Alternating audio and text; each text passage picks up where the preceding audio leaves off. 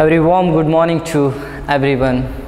Welcome to Sai Niketan online classes day 12. In the previous session I gave some information regarding the WhatsApp group also, and we already discussed that what is the meaning of primary data as well as the secondary data.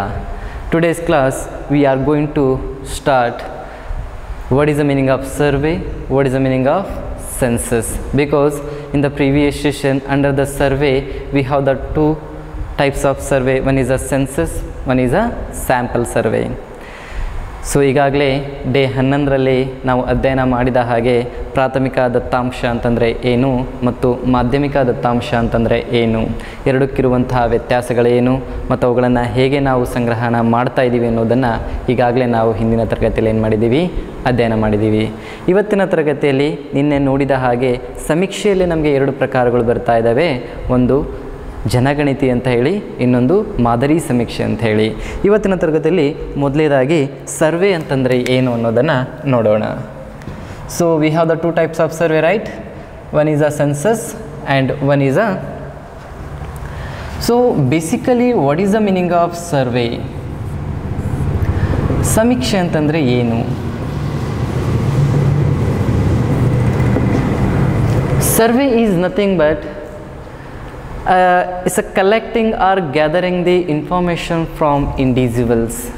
It's a gathering information from the individuals, and a survey describe some characteristic like price, quality, popularity and usefulness.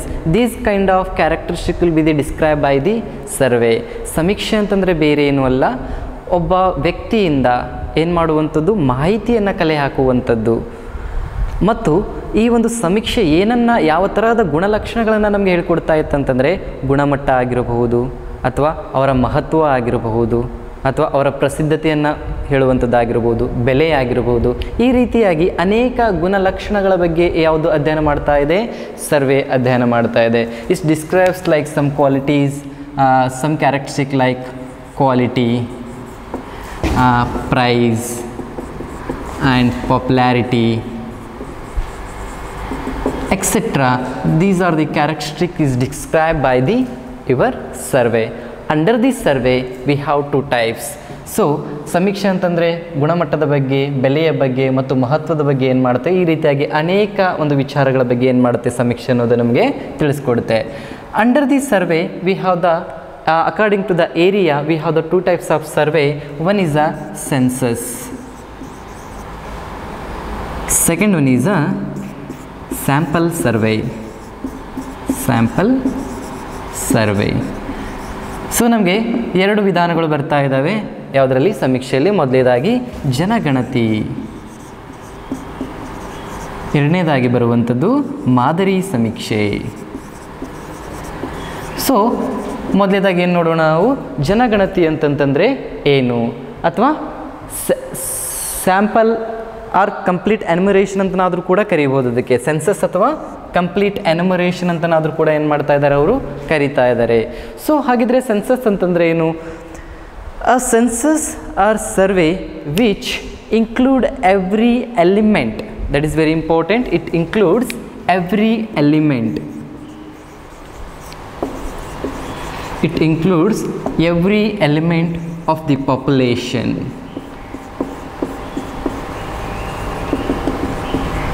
Survey or a census, it includes every element of the population and it covers entire population. This is very important. It includes every element of the population and it covers entire population of the nation or a study area is called the census. Is it clear? ಜನಗಣತಿ ಅಂತಂದರೆ ಬೇರೆ ಏನೂ ಅಲ್ಲ, ಜನಸಂಖ್ಯೆಯಲ್ಲಿ ಬರುವಂತಹ ಪ್ರತಿಯೊಂದು ಅಂಶಗಳನ್ನು ಕೂಡ ಏನು ಮಾಡುತ್ತೆ, ಇದು ಕವರ್ ಮಾಡುವಂಥದ್ದು, ಅದರ ಬಗ್ಗೆ ಅಧ್ಯಯನ ಮಾಡುವಂಥ ಪ್ರತಿಯೊಂದು ಅಂಶಗಳನ್ನು ಕೂಡ ಯಾವುದು ಜನಗಣತಿ ನಮಗೆ ಕವರ್ ಮಾಡುತ್ತೆ. ಮತ್ತು ಇಸ್ ಕವರ್ ಎಂಟೈರ್ ಪಾಪ್ಯುಲೇಷನ್, ಇಡೀ ದೇಶದ ಜನಸಂಖ್ಯೆಯನ್ನು ಏನು ಮಾಡುತ್ತೆ, ಇದು ಅಧ್ಯಯನ ಅಧ್ಯಯನ ಮಾಡುವಂಥದ್ದಾಗಿರ್ಬೋದು ಮತ್ತು ಅದನ್ನೇನು ಮಾಡುವಂಥದ್ದಾಗಿರ್ಬೋದು ಕವರ್ ಮಾಡುವಂಥ ಕೆಲಸ ಯಾವ್ದು ಮಾಡ್ತಾ ಇರುತ್ತೆ ನಮಗೆ ಸೆನ್ಸಸ್ ಮಾಡ್ತಾ ಇರುತ್ತೆ. 1 ಅಥವಾ 2 ಮಾರ್ಕ್ಸಿಗೆ ಈ ಕ್ವಶನ್ನ ಕೇಳಿದಾಗ if they ask for the 1 marks or 2 marks question define census you can easily write census is nothing but is cover or it includes every element of the population and it covers entire population of the nation is called census.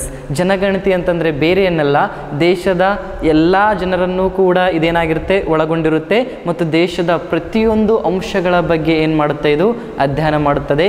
ಇಂತಹದಕ್ಕೆ ನಾವೇನಂತ ಕರಿತಾ ಇದ್ದೀವಿ ಜನಗಣತಿ ಅಂತ ಕರಿತಾ ಇದ್ದೀವಿ.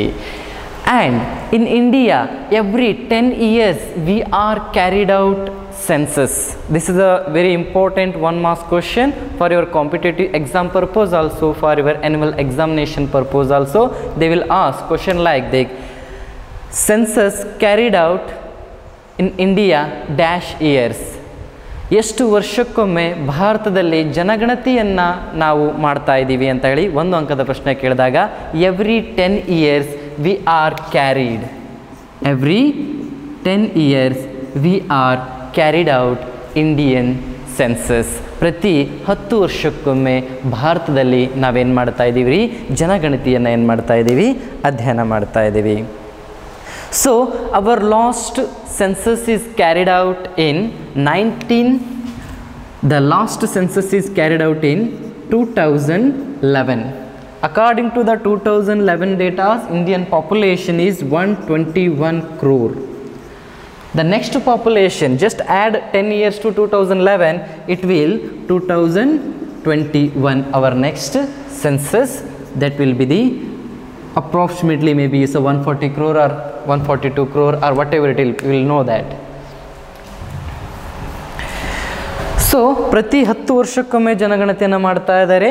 ನಮ್ಮ ಕೊನೆಯ ಜನಗಣತಿ ಆಗಿದ್ದು ಯಾವಾಗ್ರಿ 2011ರಲ್ಲಿ. ಆ ಸಂದರ್ಭದಲ್ಲಿ ಭಾರತದ ಜನಸಂಖ್ಯೆ ಎಷ್ಟಿತ್ತು 121 ಕೋಟಿ ಇತ್ತು. ಹಾಗಿದ್ರೆ ಈ 2011ಕ್ಕೆ ಇನ್ನೊಂದು 10 ವರ್ಷ ಸೇರಿಸಿ 10 ವರ್ಷಕ್ಕೊಮ್ಮೆ ನಡಿಬೇಕಲ್ಲ. ಅಂದರೆ ನಮ್ಮ ನೆಕ್ಸ್ಟು ಜನಗಣತಿ ನಡೆಯುವಂಥದ್ದು ಯಾವಾಗ 2021ರಲ್ಲಿ. ಅವಾಗ ಜನಸಂಖ್ಯೆ ಎಷ್ಟಿದೆ ಇವಾಗ ಪ್ರೆಸೆಂಟ್ ನಮಗೆ 137 138 ಕೋಟಿ ಇದೆ. 140 ಕೋಟಿ ಆಗ್ಬೋದು ಅಥವಾ 142 ಕೋಟಿನೂ ಕೂಡ ಆಗ್ಬೋದು. ಅದು ಡೇಟಾ ಬಂದಮೇಲೆ ನಮ್ಗೆ ಏನಾಗುತ್ತೆ ಗೊತ್ತಾಗುತ್ತೆ. And this census will be the describe regarding literacy rate, birth rate, death rate. So they are always carried the census regarding death rate, birth rate, and what is the ratio of female and male ratio, and some population regarding some poverty. They are carried out research for this purpose or demographical datas. So ನಾವು ಜನಗಣತಿಯನ್ನು ಯಾವುದರ ಸಲುವಾಗಿ ನಾವು ಅಳವಡಿಸ್ಕೊಳ್ತಾ ಇದ್ದೀವಪ್ಪ ಅಂತಂತಂದರೆ ಭಾರತದಲ್ಲಿ ಅಥವಾ ಆ ಒಂದು ಪ್ರದೇಶದಲ್ಲಿ ಜನನ ಮರಣ ದರ ಎಷ್ಟಿದೆ, ಗಂಡು ಮಕ್ಕಳು ಎಷ್ಟು ಜನ ಇದ್ದಾರೆ, ಹೆಣ್ಣು ಮಕ್ಕಳು ಎಷ್ಟು ಜನ ಇದ್ದಾರೆ, ಅಂದರೆ ದೇಶೀಯವಾಗಿ ಏನೆಲ್ಲ ನಮ್ಮಲ್ಲಿ ಪ್ರಕ್ರಿಯೆಗಳು ಆಗ್ತಾ ಇದ್ದಾವೆ, ಬಡತನ ಹೇಗಿದೆ, ಈ ರೀತಿಯಂಥ ಒಂದು ಸಂದರ್ಭದಲ್ಲಿ ನಾವೇನು ಮಾಡ್ತಾ ಇದ್ದೀವಿ ರೀ ಜನಗಣತಿಯನ್ನು ಮಾಡ್ತಾ ಇದ್ದೀವಿ ಅನ್ನೋದನ್ನು ಅರ್ಥ ಮಾಡ್ಕೋಬೇಕು. ಹಾಗಿದ್ರೆ ಸ್ಯಾಂಪಲ್ ಸರ್ವೆ ಆಮೇಲೆ ನೋಡೋಣ. Under the census what are the advantages and disadvantages of the your census. ಹಾಗಿದ್ರೆ ಈ ಒಂದು ಜನಗಣತಿಯಿಂದ ಆಗುವಂತಹ ಅನುಕೂಲ ಮತ್ತು ಅನಾನುಕೂಲಗಳು ಏನಾಗಿದ್ದಾವೆ ನಮಗೆ, what are the advantages and disadvantages of your census. First one, it will provide accurate answer. It will provide accurate answer or absolute answer or result. This is the first one, and it covers every element of the population.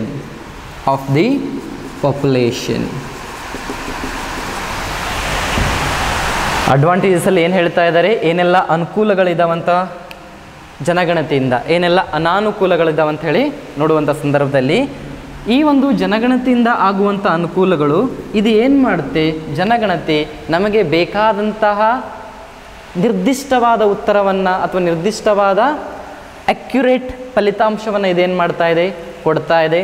ಅದ್ರ ಜೊತೆಗೆ ಆ ಒಂದು ಜನಸಂಖ್ಯೆಯಲ್ಲಿ ಬರುವಂತಹ ಪ್ರತಿಯೊಂದು ಕೂಡ element ಅಥವಾ ಅಂಶವನ್ನು ಏನು ಮಾಡ್ತಾ ಇದೆ, ಇದು ನಮಗೆ ಹೇಳ್ಕೊಡ್ತಾ ಇದೆ. ಅದ್ರ ಜೊತೆಗೆ ಬರುತ್ತೆ ಲೆಸ್ ಚಾನ್ಸಸ್ ಆಫ್ ಬಯಾಸ್ನೆಸ್ ಅಂತ ಕರಿಬಹುದು. ಲೆಸ್ ಚಾನ್ಸಸ್ ಆಫ್ ಬಯಾಸ್ನೆಸ್ ಅಂದರೆ ಇಲ್ಲಿ ಆನ್ಸರ್ ತಪ್ಪಾಗುವಂಥ ಸಂದರ್ಭಗಳು ಏನಾಗಿರ್ತವೆ, ತುಂಬಾ ಕಡಿಮೆ ಆಗಿರ್ತವೆ. So it will provide the accurate result, it covers the every element of the population and less chances of biasness ಅಂತ ನಾವು ಕೂಡ ಬರೀಬಹುದು. ಲೆಸ್ ಚಾನ್ಸಸ್ ಆಫ್ ಬಯಾಸ್ನೆಸ್ ಅಂದರೆ ತಪ್ಪಾಗುವಂಥ ಸಂದರ್ಭ ಏನಾಗಿರ್ಬೋದು, ಇಲ್ಲಿ ಕಡಿಮೆ ಆಗಿರ್ಬೋದು, ತುಂಬ ಕಡಿಮೆ. ಅಕ್ಯುರೇಟ್ ಆನ್ಸರೇ ಆಲ್ಮೋಸ್ಟ್ ಬರ್ತಾ ಇರುತ್ತೆ. ಸೊ ರಾಂಗ್ ಬರುವಂಥ ಆನ್ಸರ್ಸ್ಗಳು ಆಲ್ಮೋಸ್ಟ್ ಏನಾಗಿರುತ್ತೆ, ಇಲ್ಲಿ ಕಡಿಮೆ ಆಗಿರುತ್ತೆ ಅನ್ನೋದನ್ನು ಹೇಳ್ಬೋದು. These are the some advantages of your census. ಇದರಿಂದ ನಮಗೇನಾಗ್ತಾ ಇದೆ, ಇದರೆಲ್ಲ ಅನುಕೂಲಗಳು ಏನು ಅನ್ನೋದನ್ನು ನಮ್ಗೆ ಇದರಿಂದ ಏನಾಗ್ತಾ ಇದೆ, ಅರ್ಥ ಆಗ್ತಿದೆ. ಹಾಗಿದ್ರೆ what are the disadvantages of your census? So it will take more time. It will take more time. ಇದು ಅತಿ ಹೆಚ್ಚು ಸಮಯವನ್ನು ಏನು ಮಾಡ್ತಾ ಇದೆ, ತೆಗೆದುಕೊಳ್ತಾ ಇದೆ. It will consume more energy. Obviously it will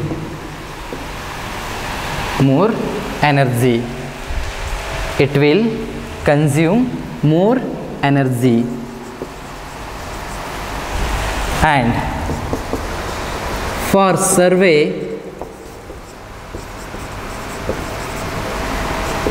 it need more enumerators. So these are the advantages of your census. What are the disadvantages of the census? It will take more time. Obviously census will take more time because we have to consider each and every element of the population and we have to cover entire population in India. That's why it will take a more time. Next one, it will consume more energy.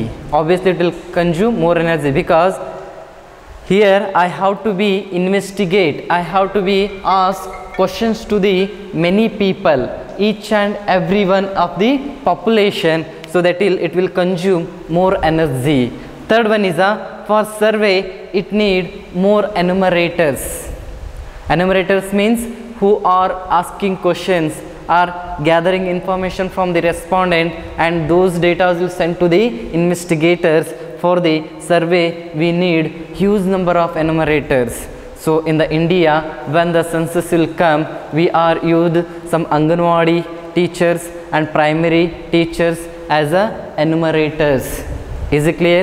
So ಇವೆಲ್ಲವೂ ಕೂಡ ಏನಾಗ್ತಿದ್ದಾವೆ, ಅನುಕೂಲಗಳಾದವು. ಇವೆಲ್ಲವೂ ಕೂಡ ಅನಾನುಕೂಲ. ಅನುಕೂಲದಲ್ಲಿ ಏನಾಗ್ತು, ಇದು ನಮಗೆ ನಿರ್ದಿಷ್ಟವಾದ ಫಲಿತಾಂಶನ ಕೊಡ್ತಾ ಇದೆ ಮತ್ತು ಆ ಒಂದು ಜನಸಂಖ್ಯೆಯಲ್ಲಿ ಬರುವಂಥ ಪ್ರತಿಯೊಂದು ಅಂಶವನ್ನು ಕೂಡ ಅದೇನು ಮಾಡ್ತಾ ಇದೆ, ಪರಿಗಣನೆಗೆ ತೆಗೆದುಕೊಳ್ತಾ ಇದೆ. ಮೂರನೇದಾಗಿ ಇಲ್ಲಿ ತಪ್ಪಾಗುವಂಥ ಚಾನ್ಸಸ್, ಅವಕಾಶಗಳೇನಾಗಿದ್ದಾವೆ, ತುಂಬಾ ಕಡಿಮೆ ಆಗಿದ್ದಾವೆ. ಅನಾನುಕೂಲದಲ್ಲಿ ಬಂದಾಗ ನನಗೆ it will take more time. ಹೌದು, ನಾನು ಜನಗಣತಿ ಮಾಡಬೇಕಾದ್ರೆ ಸಮಯ ಜಾಸ್ತಿ ಬೇಕಾಗುತ್ತೆ. ಯಾಕಂತಂದರೆ ಜನಸಂಖ್ಯೆಯನ್ನು, ಎಲ್ಲ ಜನಸಂಖ್ಯೆಯನ್ನು ಏನು ಮಾಡಬೇಕಾಗಿದೆ, ನಾನು ಪ್ರಶ್ನಾವಳಿ ಮಾಡಬೇಕಾಗಿದೆ. ಸೊ ಪ್ರತಿಯೊಬ್ಬರನ್ನು ಕೂಡ ಕ್ವಶನ್ ಮಾಡಬೇಕಾಗಿದೆ. ಹಾಗಾಗಿ ಇದು ಸಮಯವನ್ನು ಜಾಸ್ತಿ ಹಿಡಿಯುತ್ತೆ. And it will consume more energy. Obviously 4 ಜನರಿಗೆ ಕ್ವಶನ್ ಕೇಳೋದೇ ಬೇರೆ, ಕಂಪ್ಲೀಟಾಗಿ 138 ಕೋಟಿಗೆ ಜನಸಂಖ್ಯೆನಾಗಿ ಕ್ವಶನ್ಸ್ ಕೇಳಬೇಕು ಅಂತಂದರೆ ನನ್ನ ಶಕ್ತಿ ಏನಾಗುತ್ತೆ, ಇಲ್ಲಿ ಜಾಸ್ತಿ ಬೇಕಾಗುತ್ತೆ. It will consume more energy.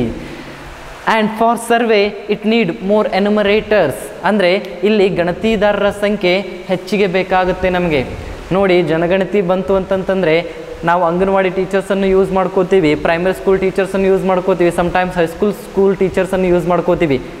ಎನುಮರೇಟರ್ಸ್ ಅಂದರೆ ಗಣತಿದಾರರು ಮನೆ ಬಂದು ಕ್ವಶನ್ ಕೇಳ್ತಾ ಇರ್ತಾರೆ ನಮಗೆ. ಅಂದರೆ ಪಾಪ್ಯುಲೇಷನ್ ಹೈಯೆಸ್ಟ್ ಇದ್ದಂಥ ಸಂದರ್ಭದಲ್ಲಿ, ಜಾಸ್ತಿ ಇದ್ದಂಥ ಸಂದರ್ಭದಲ್ಲಿ ನಾವು ಸೆನ್ಸಸ್ ಮಾಡ್ತಾ ಇದ್ದೀವಿ ಅಂತಂದರೆ ಅಲ್ಲಿ ಎನುಮರೇಟರ್ಸ್ ಅಥವಾ ಗಣತಿದಾರರು ಕೂಡ ನಮ್ಗೆ ಏನಾಗ್ತಾರೆ, ಅನೇಕ ಪ್ರಮಾಣದಲ್ಲಿ ಅಥವಾ ಜಾಸ್ತಿಯಲ್ಲಿ ಏನಾಗ್ತಾರೆ, ಬೇಕಾಗ್ತಾರೆ.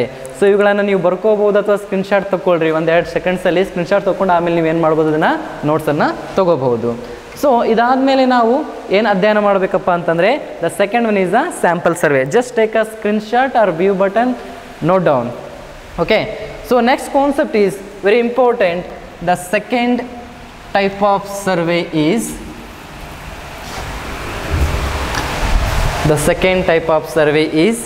sample survey. sample survey.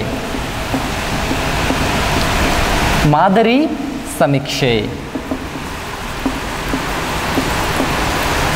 What is the meaning of sample survey? We already know that in a census we are consider each and every element, but when comes to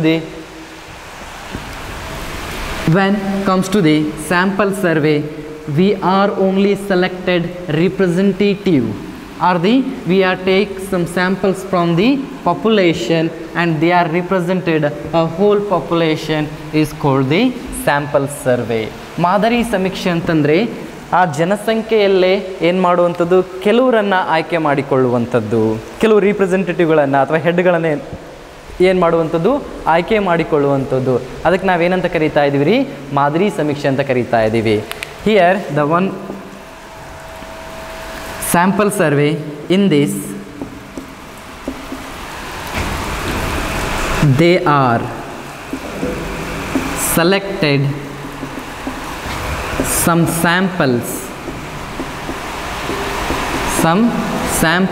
from population or select some representative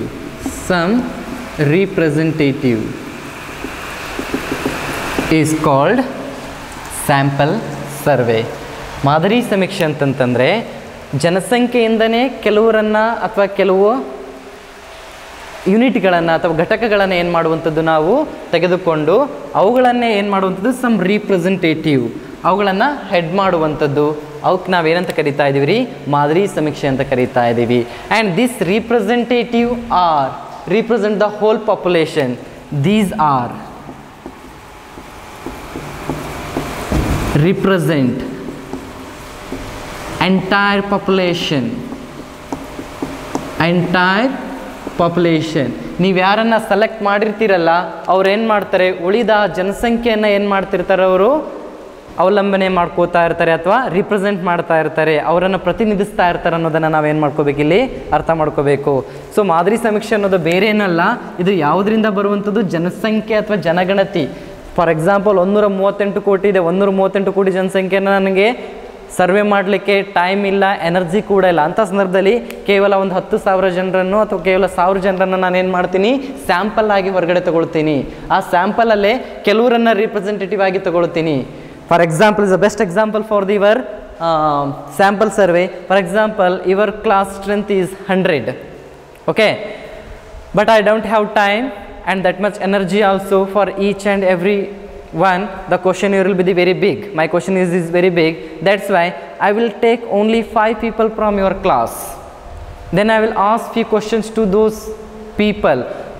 Those 5 people are, it means a representative. Those 5 students are represent complete your commerce class. They are represent entire your population. Your population will be the 100. But I am selected only 5 members here. These 5 members are representative your entire class. Based on these 5 people, I will decide your class behavior. Is it clear what is the sample survey? Sample survey best ಉದಾಹರಣೆಪ್ಪ ಅಂತಂದರೆ, ನಿಮ್ಮ ಕ್ಲಾಸಲ್ಲಿ ಒಂದು 100 ಜನ ವಿದ್ಯಾರ್ಥಿಗಳಿದ್ದಾರೆ ಅಂತ ಅಂದ್ಕೊಳ್ಳೋಣ. ಆ 100 ಜನರನ್ನು ಕೂಡ ಸರ್ವೆ ಮಾಡುವಷ್ಟು ಅಥವಾ ಕ್ವಶನ್ ಕೇಳುವಷ್ಟು ಟೈಮು ನನಗಿಲ್ಲ, ಎನರ್ಜಿಯೂ ನನಗಿಲ್ಲ. ಅಂಥ ಸಂದರ್ಭದಲ್ಲಿ ನಾನು ಏನು ಮಾಡ್ತೀನಿ, ಆ ಕ್ಲಾಸಲ್ಲಿದ್ದಂಥ ರ್ಯಾಂಡಮ್ ಆಗಿ ಏನು ಮಾಡ್ತೀನಿ, ಒಂದು 5 ಜನ ವಿದ್ಯಾರ್ಥಿಗಳನ್ನು ತಗೊಳ್ತೀನಿ. ಆ 5 ಜನ ವಿದ್ಯಾರ್ಥಿಗಳು ಏನಾದರೂ ಇಲ್ಲರಿ, ರಿಪ್ರೆಸೆಂಟೇಟಿವ್ ಅಂತ ಕರಿತೀವಿ ಅವರನ್ನು. ಅವ್ರು ಏನು ಮಾಡ್ತಿದ್ರೆ, ಪ್ರತಿನಿಧಿಸ್ತಾ ಇದ್ದಾರೆ ನಿಮ್ಮ ಕ್ಲಾಸನ್ನು. ಅರ್ಥ ಆಯ್ತಲ್ಲ, ಅವ್ರು ಯಾರಿಂದ ತೊಗೊಂಡಿದ್ದೀನಿ ನಾನು, ಆ ಪಾಪ್ಯುಲೇಷನ್, ಆ ಜನಸಂಖ್ಯೆಯಿಂದನೇ 5 ಜನರನ್ನು ನಾನು ಏನು ಮಾಡ್ಕೊಂಡಿದ್ದೀನಿ, ಆಯ್ಕೆ ಮಾಡ್ಕೊಂಡಿದ್ದೀನಿ. ಆ 5 ಜನರು ನಿಮ್ಮ 100 ಜನರನ್ನು ಕೂಡ ರಿಪ್ರೆಸೆಂಟ್ ಮಾಡ್ತಾ ಇದ್ದಾರೆ. ಇವಾಗ ಅವರು ಇವರ ಒಂದು ಬಿಹೇವಿಯರ್ ಅಥವಾ ವರ್ತನೆಯನ್ನು ನಾನು ಏನು ಮಾಡ್ತೀನಿ, ಡಿಸ್ಕಸ್ ಮಾಡ್ತೀನಿ, ಕ್ವಶನ್ಸ್ ಕೇಳ್ತೀನಿ. ಹಾಗಿದ್ದಾಗ ಈ 5 ಜನ ಇಡೀ ನಿಮ್ಮ ಕ್ಲಾಸನ್ನು ಏನು ಮಾಡ್ತಾ ಇದ್ದಾರೆ, ಪ್ರತಿನಿಧಿಸ್ತಾ ಇದ್ದಾರೆ. ಇವರು 5 ಜನರು ಕೊಟ್ಟಂಥ ಉತ್ತರದ ಆಧಾರದ ಮೇಲೆ ನಿಮ್ಮ ಕ್ಲಾಸ್ನ ವರ್ತನೆ ಈ ರೀತಿಯದ ಅಂತ ಹೇಳಿ ನಾನು ಏನು ಮಾಡ್ತೀನಿ, ಕನ್ಕ್ಲೂಷನನ್ನು ಕೊಡ್ತೀನಿ. ಸೊ ಅದಕ್ಕೆ ನಾವೇನಂತ ಕರಿತಾ ಇದ್ದೀವಿ ರೀ, ಮಾದರಿ ಸಮೀಕ್ಷೆ ಅಂತ ಕರಿತಾ ಇದ್ದೀವಿ. But when comes to the census, we are covered each and every element of the entire population. ಒಂದು ವೇಳೆ ನಾನು ಸೆನ್ಸಸ್ ಮಾಡ್ತಾ ಇದ್ದೀನಿ ಅಂತಂದರೆ ಕಂಪ್ಲೀಟಾಗಿ 100 ಜನರಿಗೆ ಕ್ವಶನ್ಸ್ ಕೇಳಲೇಬೇಕಾಗಿತ್ತು. But here I am going for the sample survey. That's why I will take some representative of that population, that is, and represent entire population is called the your sample survey. ಕೇವಲ ಕೆಲವೇ ವಿದ್ಯಾರ್ಥಿಗಳನ್ನು ಕೆಲವು sample ಅಥವಾ ಮಾದರಿಗಳನ್ನ ತೆಗೆದುಕೊಳ್ಳುವ ಮೂಲಕ ಆ ಒಂದು ಮಾದರಿ ಯಾವುದನ್ನು ರಿಪ್ರೆಸೆಂಟ್ ಮಾಡ್ತಾ ಇರುತ್ತೆ, ಆ ಎಂಟೈರ್ ಜನಸಂಖ್ಯೆಯನ್ನು ಪ್ರತಿನಿಧಿಸ್ತಾ ಇರುತ್ತೆ ಅಂತದಕ್ಕೆ ನಾವೇನಂತ ಕರಿತಾ ಇದ್ದೀವಿ, ಮಾದರಿ ಸಮೀಕ್ಷೆ ಅಂತೇಳಿ ಮಾಡ್ತಾ ಇದ್ದೀವಿ, ಕರಿತಾ ಇದ್ದೀವಿ. ಸೊ ಉದಾಹರಣೆಗೆ ಪಾಪ್ಯುಲೇಷನ್ ಆಗಿರುವಂಥದ್ದು, ರಿಸರ್ಚ್ ಆಗಿರುವಂಥದ್ದು ಇವೆಲ್ಲವೂ ಕೂಡ ಯಾವುದ್ರಲ್ಲಿ ಬರ್ತಾವ್ರಿ, ನಮಗೆ ಸ್ಯಾಂಪಲ್ ಸರ್ವೆಯಲ್ಲಿ ಬರುವಂಥದ್ದು.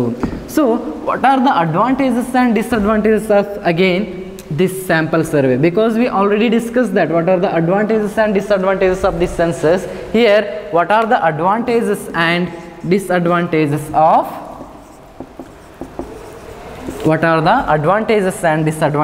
of your sample survey? In the census it will cover each and every element, but here we have selected only some economic units. We are studying only some economic units here, or economic units selected only some economics units. It means we are never discuss entire population here. For example, many industries are there, or many school and colleges will be there. If I selected only a particular school or few school in India, that will be some economic units. Is it clear?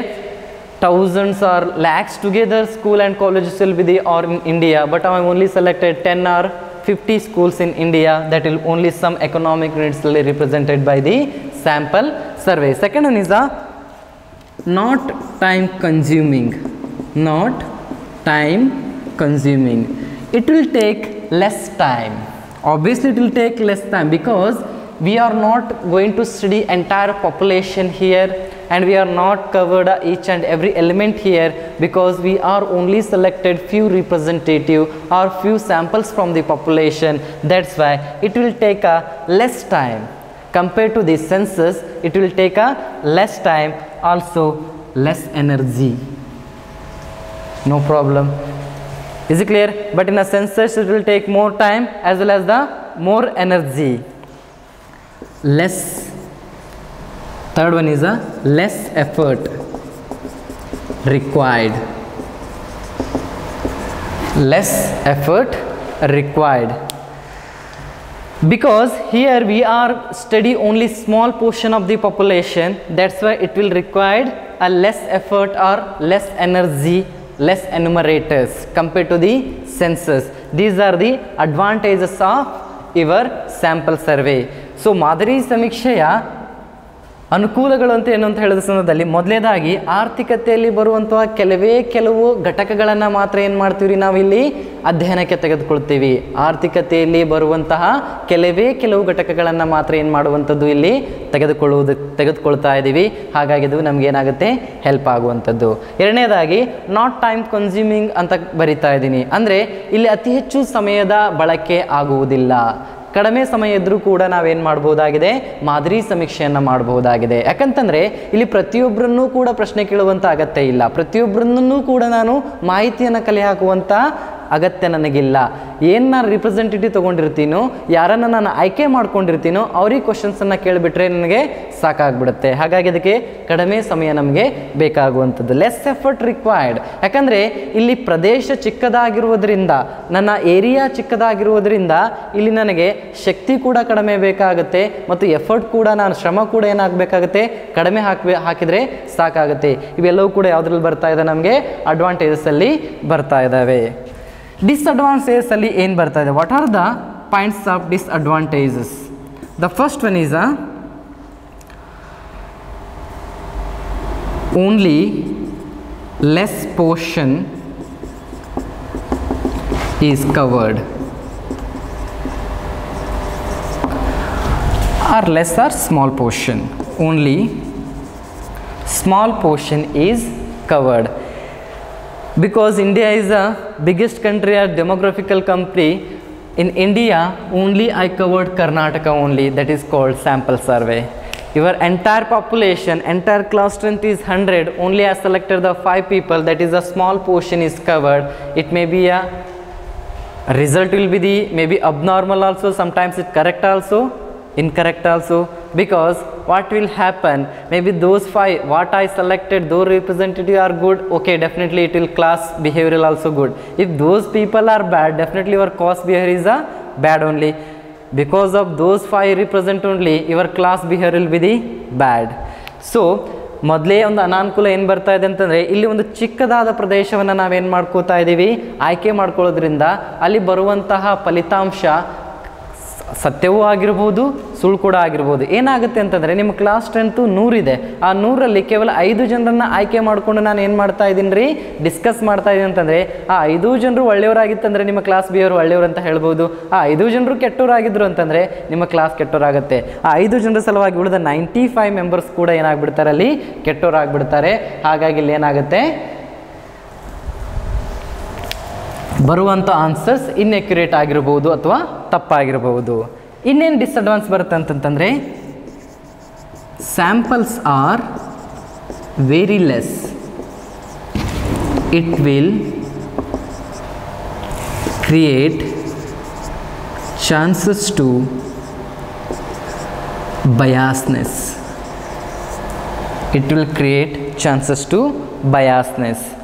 ಇಲ್ಲಿ ತೆಗೆದುಕೊಳ್ಳುವಂಥ ಮಾದರಿಗಳು ನಮಗೆ ಏನಾಗಿದ್ದಾವೆ, ತುಂಬ ಕಡಿಮೆ ಪ್ರಮಾಣದಲ್ಲಿರುವುದರಿಂದ ನಮ್ಮ ಫಲಿತಾಂಶ ತಪ್ಪಾಗುವಂತಹ chances ಕೂಡ ಜಾಸ್ತಿ ಇರ್ತವೆ. ಇಲ್ಲಿ the samples are very less, it will create a chances to biasness, ಅಂದರೆ ತಪ್ಪಾಗುವಂಥ ಸನ್ನಿವೇಶಗಳು ಏನಾಗಿರ್ತವೆ, ನಮ್ಮಲ್ಲಿ ಅಧಿಕವಾಗಿರ್ತವೆ ಅನ್ನೋದನ್ನು ಹೇಳಬೇಕು. Last one is it is complicated process. Complicated process ಇದು ಒಂದು ಅನಿರ್ದಿಷ್ಟವಾದ ಪ್ರಕ್ರಿಯೆ ಅಂತ ಕರೀಬಹುದು. ಕಾಂಪ್ಲಿಕೇಟೆಡ್ ಅಂತಂದರೆ ತುಂಬ ಕಷ್ಟಕರವಾದ ಒಂದು ಪ್ರಕ್ರಿಯೆ ಅಂತ ಕರೀಬಹುದು. Why it is consider as a complicated process? Because based on only some information, few individuals, we have to decided entire population, we have to give a conclusion for the entire population. Is it good or is it bad? Sometimes it's good when we are considered about time, cost and energy. Definitely the sample survey is really good, but when comes to the result, absolute result or biasness, it will complicated process, because those representative are represent the entire population. So based on those representative, I have to give conclusion for the entire population. ಏನಾಗುತ್ತೆ, ಯಾಕೆ ಇದನ್ನು complicated process ಅಂತ ಅವ್ರು ಹೇಳ್ತಾ ಇದ್ದಾರೆ ಅಂತಂದರೆ, ಆ ಆಯ್ಕೆ ಮಾಡಿಕೊಂಡಂತಹ ಕೆಲವೇ ಕೆಲವು ವ್ಯಕ್ತಿಗಳ ಆಧಾರದ ಮೇಲೆ ನಾನು ಆ ಜನಗಣತಿ ಅಥವಾ ಜನಸಂಖ್ಯೆ ಹೇಗಿದೆ ಅಂತೇಳಿ ಏನು ಮಾಡಬೇಕಾಗತ್ತೆ, ಸಾರಾಂಶವನ್ನು ಕೊಡಬೇಕಾಗ್ತಾ ಇರುತ್ತೆ, ಅಥವಾ ಕನ್ಕ್ಲೂಷನ್ ಅಂತಂತಂದ್ರೆ ಏನು, ಮುಕ್ತಾಯ ಮಾಡಬೇಕಾಗ್ತಾ ಇರುತ್ತೆ. ಒಂದು ವೇಳೆ ನಾನು ಸೆಲೆಕ್ಟ್ ಮಾಡಿದಂಥ ರಿಪ್ರೆಸೆಂಟೇಟಿವ್ಗಳು ಬೇರೆ ಆಗಿದ್ದರು, ಅಥವಾ ಅವ್ರ ಬಿಹೇವಿಯರೇ ಅವ್ರು ನನಗೆ ತಪ್ಪು ಆನ್ಸರ್ಗಳನ್ನು ಕೊಟ್ಟಿದ್ದರು, ನನಗೆ ರೆಸ್ಪಾಂಡನ್ನು ಅವ್ರು ತಪ್ಪಾಗಿ ಮಾಡಿದ್ರು ಅಂತಂತಂದರೆ, ಅಲ್ಲಿ ಸಿಗುವಂತಹ ಆಯ್ಕೆ, ನಾನು ಕೊಡುವಂತಹ ಸಾರಾಂಶದ ಅರ್ಥ ಏನಾಗಿರುತ್ತೆ, ಬದಲಾಗುತ್ತೆ. ಹಾಗಾಗಿ ಅದನ್ನು ಅವ್ರು ಏನಂತ ಕರೀತಾ ಇದ್ದಾರೆ, ಇಟ್ಸ್ ಅ ಕಾಂಪ್ಲಿಕೇಟೆಡ್ ಪ್ರೊಸೆಸ್ ಅನ್ನೋದನ್ನು ಕರೀತಾ ಇದ್ದಾರೆ. So here these are the two methods under the survey. One is a census and one is a sample survey. So those are the advantages and disadvantages of the survey. In your annual examination, they will ask 2 marks or 1 marks question. Define census, define sample survey, or at least write 2 advantages of sample survey or 2 advantages of maybe census, or every 10 years we are carried out the census in India. So in the tomorrow classes we are going to discuss one more very important concept in this collection of data, that is questionnaire. How to prepare questionnaire, and what is the meaning of open-ended question and close-ended question, what is the yes or no question. These all type question we are going to discuss the tomorrow classes. ನಾಳೆಯ ತರಗತಿಯಲ್ಲಿ ಪ್ರಶ್ನಾವಳಿ ಅಂತಂತಂದರೆ ಏನು, ಪ್ರಶ್ನಾವಳಿಯಲ್ಲಿ ನನಗೆ ಮುಖ್ಯವಾಗಿ ಮತ್ತು open ended ಮತ್ತು close ended ಪ್ರಶ್ನಾವಳಿಗೆ ಬರ್ತಾವೆ, ಅವುಗಳನ್ನು ಹೇಗೆ ತಯಾರು ಮಾಡಬೇಕು, ಪ್ರಶ್ನಾವಳಿ ಹೇಗಿರಬೇಕು, ಅತಿ ಉದ್ದವಾದ ಪ್ರಶ್ನೆಗಳು ಇರಬೇಕು, ಚಿಕ್ಕದಾದ ಪ್ರಶ್ನೆಗಳು ಇರಬೇಕು, ಈ ರೀತಿಯ ಪ್ರಶ್ನಾವಳಿಗಳನ್ನು ನಾವು ನಾಳೆ ತರಗತಿಯಲ್ಲಿ ಏನು ಮಾಡೋಣ, ಅಧ್ಯಯನ ಮಾಡೋಣ. Read well. Thank you.